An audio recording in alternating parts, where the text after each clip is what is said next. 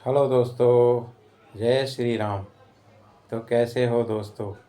आशा करता हूँ भगवान रामचंद्र जी की कृपा से आप सब लोग ठीक होंगे और भगवान रामचंद्र जी की कृपा हमेशा आप लोगों के ऊपर बनी रहे, यही हमारी दिल से कामना है।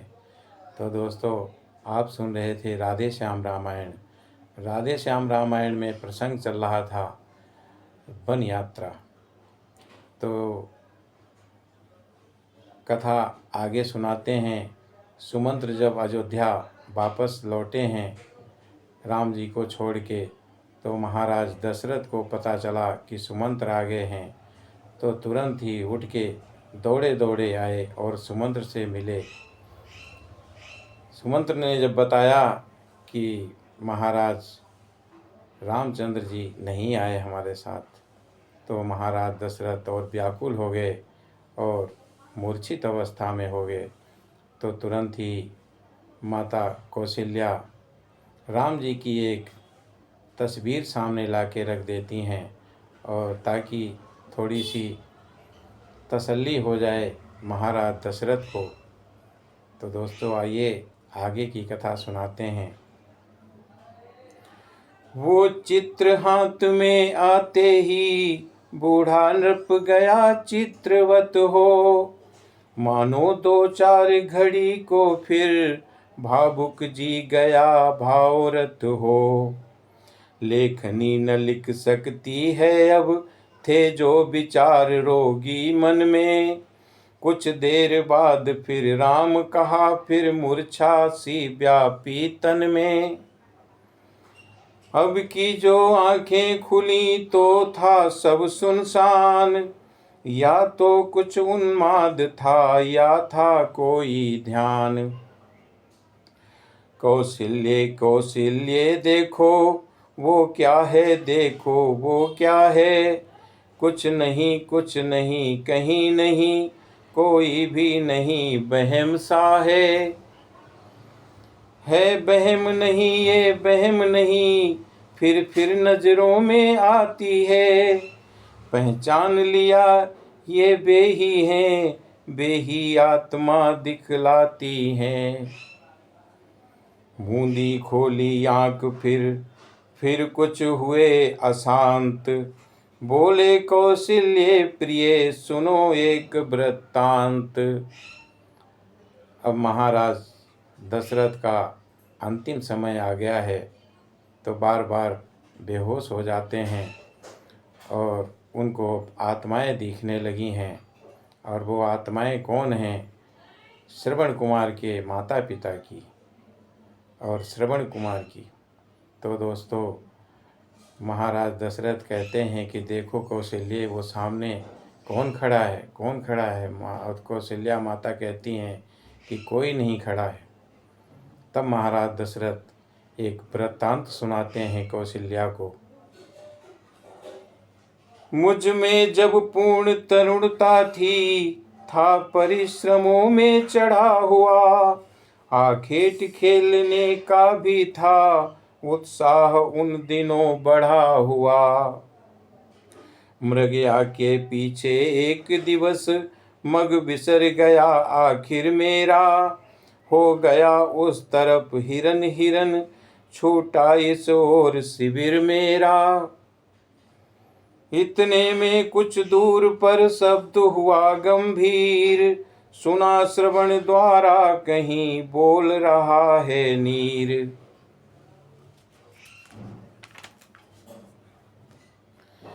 मैंने समझा मिल गया खोया हुआ शिकार, संभव है जा रहा वो हो सरयू के पार। कौशल्य तुम्हें ज्ञान है ये, मैं धनुर्वेद में शिक्षित हूँ। हो लक्ष्य वेद या शब्द वेद, दोनों वेदों में परिचित हूँ।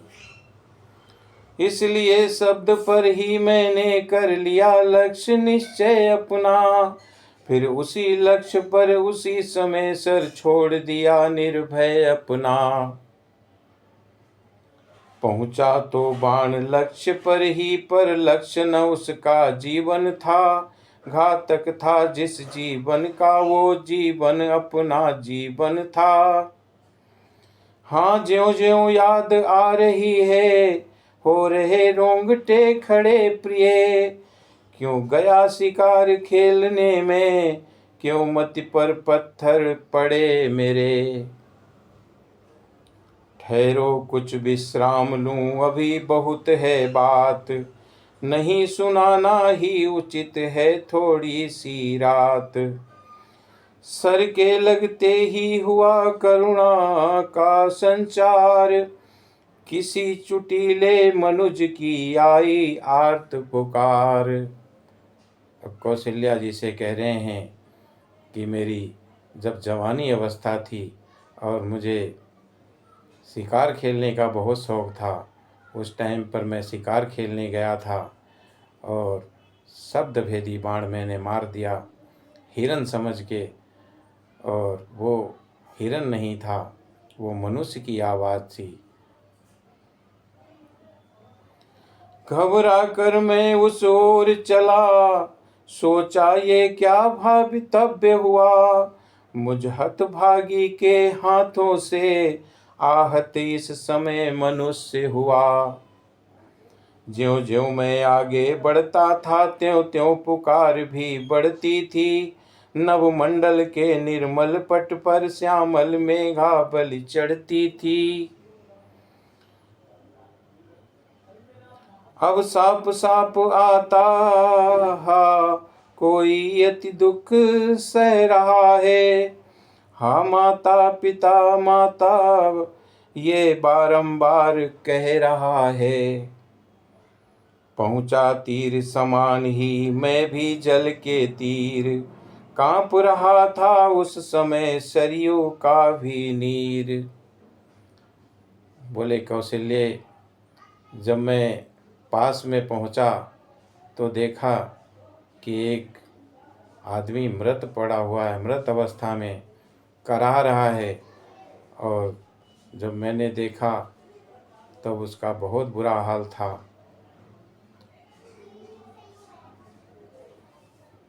अब मैं घायल के था समीप, पर आपा मेरे पास न था।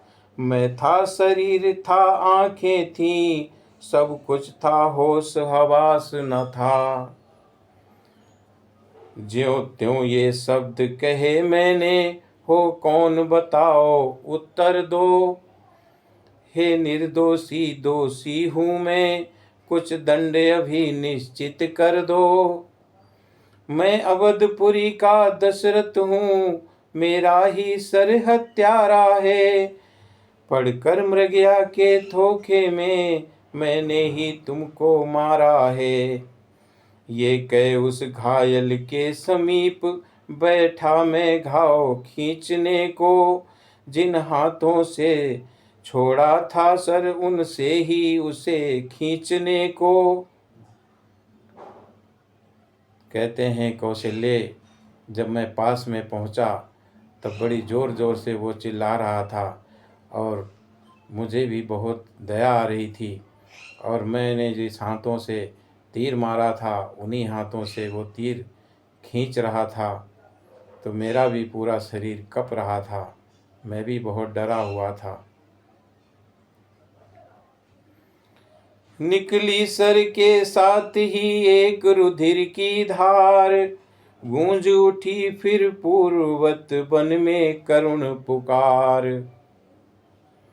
कह कर हा माता हा पिता, जब घायल ने खोली आंखें, तब निश्चय जानो मेरी भी डबडबा उठी डोली आंखें। सायक का बदला लेने को आई इस तरह निकल आंखें, रोई मेरी आंखों में आ उस दुर्बल की निर्बल आंखें। कहते हैं कौशल्य, जब मैंने उसका शरीर से बाण निकाला तो उसकी आंखें भी निकल आईं, इतना उसको दर्द हुआ और मेरी आंखों में आंखें आके रोई हैं। मिले परस्पर इस तरह दो दर्दीले नैन, दर्दमंद ने तब कहे दर्द भरे कुछ बैन। दशरथ तुम राजा दशरथ हो गया धन्य दर्शन कर में। ये सरनव जीवन है जिससे परलोक जा रहा मर कर में।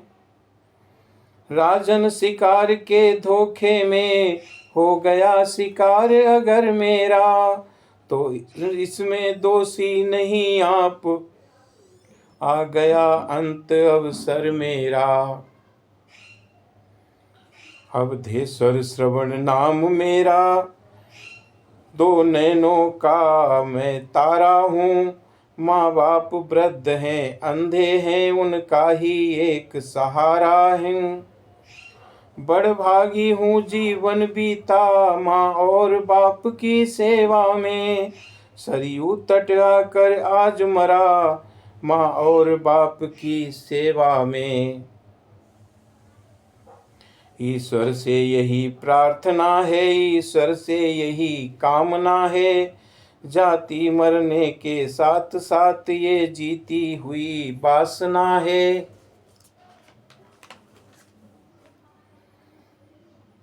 जगपते जन्म जन्मांतर भी अनुरक्ति पिता माता ही की हो। और जब कभी जन्म हो इस जग में, तो भेंट जन्म दाता की हो। राजन जन्म से जग के सुख से सेवक को नहीं प्रयोजन है। मरने वाले का मरने से पहले ये तुच्छ निवेदन है। अब श्रवण कुमार कहते हैं कि महाराज आपका कोई दोष नहीं, मेरी ही मृत्यु आई है, इसलिए यहाँ पर आपके हाथों मृत्यु हुई है।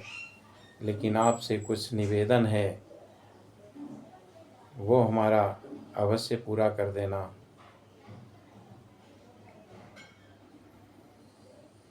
अंधे बूढ़े की देखभाल अब अपने कंधों पर लेना। आकर ज्यों मुझे संभाला त्यों उनकी भी सुध जा कर लेना। इस लोटे में पानी भर कर ले जाकर उन्हें पिला देना। होगी ये अंतिम कृपा, प्यासों की प्यास बुझा देना। अब देश देश के लिए आज संदेश सुनाता हूँ अपना। आदेश नहीं उपदेश नहीं, उपदेश सुनाता हूँ अपना। गर्भोक्त समझना नहीं, इन्हें निर्मल मन की गुजारे हैं। माँ और बाप के सेवक की ये भाव भरी झनकारे हैं। प्राण कंठ तक आ गए देह हुई बेकाम। लेना अब माता पिता अंतिम बार प्रणाम। मातृ पितृ में लीन हो जीव गया परलोक। कौशल्य वो दृश्य था अति पवित्र आलोक। महाराज दशरथ कहते हैं कि वो एक पल था जो श्रवण कुमार हमारे हाथों में, हमारी गोदी में उसने प्राण छोड़ दिए और बोला कि हमारे माता पिता की जिम्मेदारी अब तुम्हारी है। अब तुम ही उनका ध्यान रखना और ये लोटे में जल भर के ले जाओ, उनको पिला देना। आखिरी भेंट हमारी उनको दे देना। और श्रवण कुमार ने प्राण त्याग दिए। तो दोस्तों, आज की कथा को हम यहीं पर विराम करेंगे और इससे आगे की कथा आगे भाग में सुनाएंगे। तो दोस्तों, जय श्री राम।